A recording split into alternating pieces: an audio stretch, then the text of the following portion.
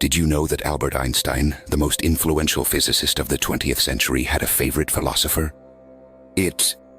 Einstein once said, "I believe in..." But what was it about this thinker that fascinated a mind like Einstein's? Why were his ideas considered so dangerous in his time, yet today are fundamental to modern philosophy and science? Stay until the end, because you're about to discover how Spinoza redefined the idea of God, freedom, and nature, and why his vision of the universe inspired one of history's greatest genius. Thursday. To understand Spinoza's story, we must travel to 17th century Europe. It was a time ruled by religion and absolute monarchy. Faith didn't just govern daily life, it dictated laws and decided who. Questioning God could mean death. Philosophers like Giordano Bruno were burned at the stake for the... It was in this world that Baruch Spinoza was born, a man who, despite every obstacle, dared to challenge the reality imposed. But his story is not just that of a philosopher, it's the story of an exile, an intellectual rebel, and a mind so advanced that only centuries later would he be understood. Baruch Spinoza, the rebel who found God in nature and defied the limits of thought. In 1632, while Europe was torn between religious wars and the rise of modern science, Amsterdam emerged as a beacon of relative tolerance. The city, known for its cosmopolitan spirit, welcomed Jews expelled from Spain and Portugal, refugees fleeing religious persecution. In this melting pot of cultures, among canals reflecting the grey Dutch sky, Baruch Spinoza was born. His family, Sephardic Jews, belonged to a community of exiles, grandparents who had fled Portugal, hiding Bibles under their cloaks, parents who remembered the scent of ashes from the autos de fe. In Amsterdam, they breathed a certain freedom, but lived within a self-imposed bubble. The synagogues were fortresses against the outside world, and traditions were armor protecting a fragile identity. Scrolls and secrets. Young Baruch grew up in a home shaped by survival. His father, a merchant of spices and dried fruits, taught him that education was his most valuable inheritance. From an early age, Spinoza showed an insatiable curiosity. By the age of 5, he was already spelling Hebrew words. By 10, he debated passages of the Talmud with rabbis amazed by his sharp intellect. But there was something unsettling about his learning. He didn't just memorize the teachings of the sages. He questioned everything. While other children recited verses as a ritual, Spinoza analyzed them meticulously, searching for contradictions that troubled him. At that age, he asked questions many considered heretical, but they revealed a mind in constant expansion. Why does the God of Abraham need our praise? He wondered. Can a perfect being have an ego? This need to understand the nature of divinity led him to even more unsettling questions. If God made us in his image, why does he punish those who use the reason he gave them? These were not simple childhood curiosities. They were bold challenges that exceeded traditional explanations.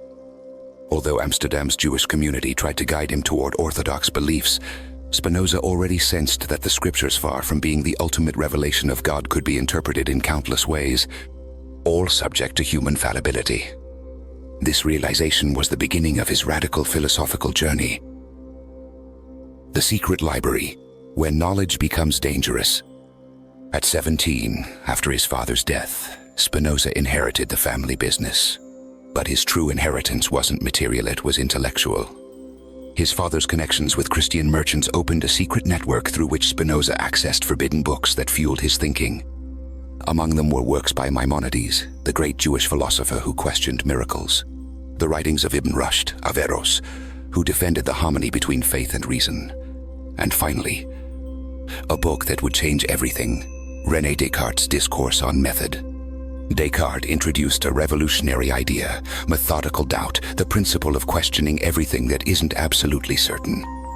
This concept, radical for its time, shook Spinoza's worldview. For the first time, he realized that human reason had the power to uncover the mathematical laws of the universe without relying on religious dogma.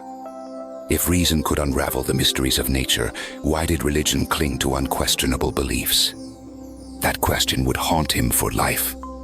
His search led him to scribble notes in the margins of sacred texts, comparing biblical stories to Euclidean geometry. But his logical reasoning and willingness to reinterpret scripture soon made him a threat to the Jewish community, which saw him as a dangerous influence. The trial, when orthodoxy declares war on curiosity. In 1656, the tension between Spinoza and his community reached its peak. He was summoned before the Mahamad, the council of elders of the synagogue, accused of blasphemy, of teaching that angels were mere metaphors, and of denying the divine revelation contained in the Torah. During the trial, religious leaders offered him a deal: retract his beliefs and remain silent in exchange for a lifelong pension. But Spinoza, true to his principles, flatly refused. His response was a rejection of submission, of accepting authority without question. On the day of his excommunication, the synagogue was packed, and the atmosphere was tense. The shamash, the synagogue's caretaker, extinguished the candles one by one as the herem, the decree of excommunication, was read, symbolizing the very light leaving his soul. The curses pronounced against him included supernatural punishments. May the plagues of Egypt fall upon his house. May his bread turn to poison, and may his name be erased from the book of life. But this act was not merely symbolic, it was a true social condemnation. As he left the synagogue, Spinoza was spat upon by a member of the community.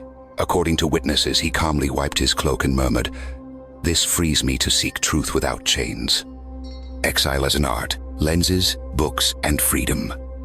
Exiled and stripped of his religious heritage, Spinoza had to reinvent himself. With no money and no allies, he dedicated himself to a craft that required patience and precision: lens grinding.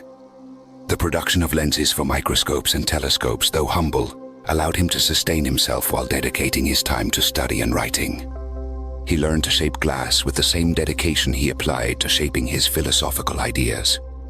In a small rented room on the outskirts of Amsterdam, Spinoza began receiving visits from philosophers and scientists from across Europe. His work, though marginal, was quickly recognized by those who understood the depth of his ideas. Even politicians admired his writings on democracy and freedom, though authorities dared not openly support him due to the dangerous nature of his beliefs. He wrote at night, in complete solitude, sending his manuscripts through trusted friends to avoid censorship.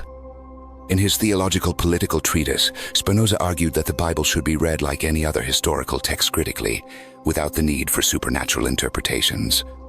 In his most famous work, Ethics, he applied the principles of Euclidean geometry to philosophy, attempting to prove that God was not a legislator, but rather the sum total of the natural laws governing the universe. This radical view of divinity as a single all-encompassing substance would come to be known as Spinoza's pantheism, marking him as a subversive thinker. God, according to Spinoza, an ocean of existence. To understand Spinoza's concept of God, imagine an infinite ocean.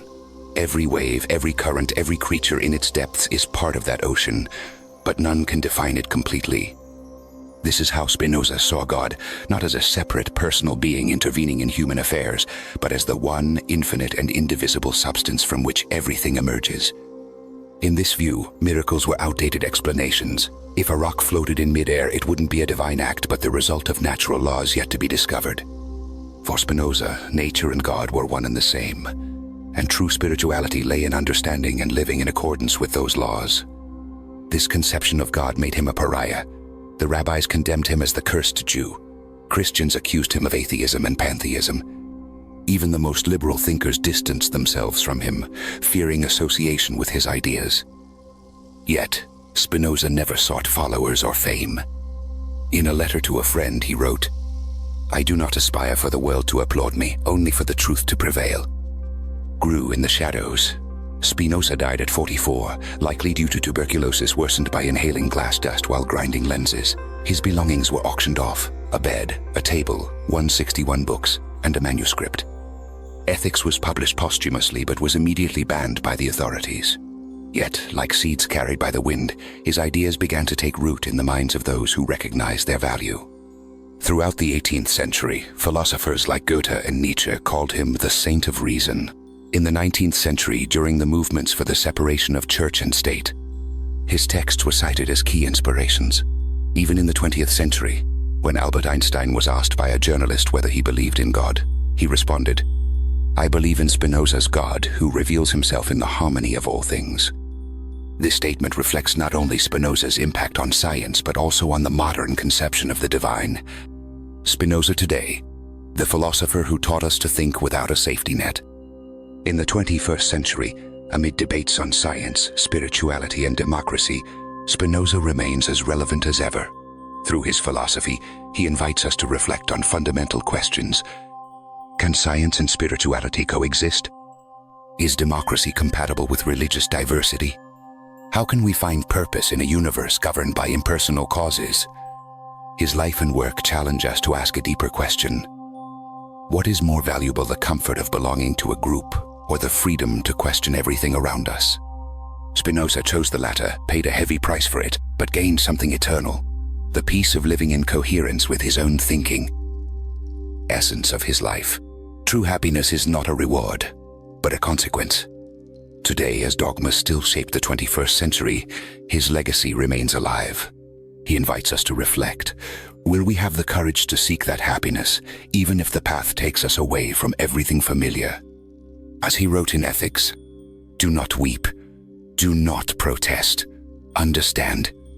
In those 3 words, understand, resides the echo of a man who turned exile into freedom and questions into an act of faith in humanity. Baruch Spinoza died at 44, rejected by his time, yet with a legacy that would change history. His ideas were rediscovered centuries later, and today he is regarded as one of the most influential thinkers of modernity. His life leaves us with a powerful lesson. The most dangerous ideas are often the most transformative. If you found Spinoza's story fascinating, give this video a like and subscribe for more stories of the thinkers who changed the world. See you in the next video.